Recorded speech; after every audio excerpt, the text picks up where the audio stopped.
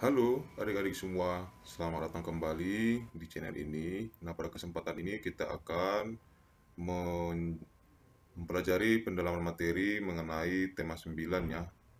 Tepatnya itu tema menjelajah angkasa luar.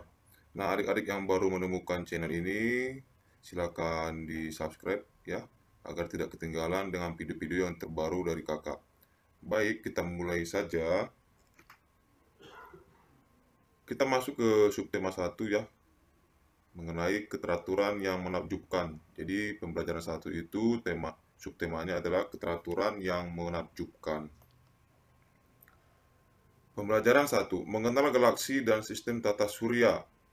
Galaksi merupakan sistem yang terdiri atas kumpulan gas dan benda-benda angkasa dengan gaya gravitasinya masing-masing.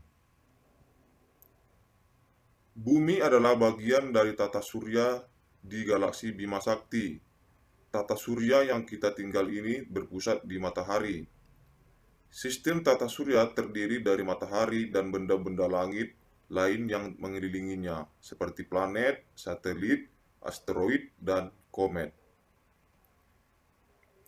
Ayo bermain peran simulasi peredaran planet-planet dalam sistem tata surya. Pembelajaran 1. Nah, adik-adik, ini adalah muatan bahasa Indonesia ya. Kita masuk dalam muatan bahasa Indonesia pada pembelajaran 1. Menyebutkan tokoh utama dan tokoh tambahan dalam teks fiksi. 1. Membaca teks dengan cermat. Cermatilah kemunculan tokoh dalam teks. 3. Cara menentukan tokoh utama adalah tokoh yang paling sering dimunculkan dan berpengaruh dalam teks. 4. Tokoh tambahan adalah tokoh yang mendukung tokoh utama. Nah, adik-adik, untuk menyebutkan tokoh utama dan tokoh tambahan dalam teks fiksi ini, adik-adik bisa perhatikan ini ya. Kita harus membaca dengan cermat, kemudian cermati kemunculan tokoh di dalam teks ya, dan seterusnya seperti yang sudah kakak sampaikan tadi. Pembelajaran 2. Nah, kita masuk ke muatan IPA. Karakteristik matahari dan planet-planet dalam sistem tata surya. Matahari merupakan bintang yang menjadi pusat tata surya. Matahari merupakan bola gas hidrogen yang memancarkan panas dan cahaya yang berukuran amat besar. Nah, adik-adik, ini adalah gambar matahari yang dimana ada inti matahari ya. Yang putih ini adalah inti matahari, lalu kemudian lapisan fotosfer, lalu lapisan kromosfer dan lapisan korona. Nah, ini adalah gambar matahari. Radiasi panas dan cahaya yang dihasilkan matahari amat besar sehingga dapat sampai ke bumi. Energi dari panas dan cahaya matahari bermanfaat bagi makhluk hidup di bumi. Nah, adik-adik sudah pasti tahu ya, apa manfaat dari sinar matahari untuk makhluk hidup yang ada di bumi ini. Karakteristik planet-planet. Nah, kita masuk ke Merkurius ya. Merkurius merupakan planet terkecil dalam tata surya yang lintasannya paling dekat dengan matahari. Merkurius tidak memiliki satelit alam dan tidak memiliki atmosfer. Keadaan suhu Merkurius yang ekstrim, suhu siang hari mencapai 430 derajat Celcius, sedangkan suhu malam hari mencapai negatif 183 derajat Celcius. Venus, planet paling panas dalam tata surya, suhu permukaan mencapai 470 derajat Celcius. Diameter Venus 12.100 km, hampir sama dengan bumi. Sebutan sebagai bintang fajar atau bintang kejora. Nah, adik-adik, planet Venus ini adalah yang sering kita dengar dengan sistem sebutan bintang fajar ataupun bintang kejora. Bumi, satu-satunya planet di tata surya yang dihuni makhluk hidup. Bumi diselimuti oleh atmosfer yang melindungi bumi dari radiasi langsung sinar matahari dan bentuk meteor. 2/3 bagian bumi ditutupi oleh air. Gas-gas penyusun bumi terdiri dari 78% gas nitrogen, 21% gas oksigen, dan 1% gas-gas lain. Memiliki satelit alami, yaitu bulan. Adik-adik, kita sudah pasti tahu ya, bumi ini memiliki satelit alami yaitu bulan ya. Planet Mars memiliki julukan planet merah.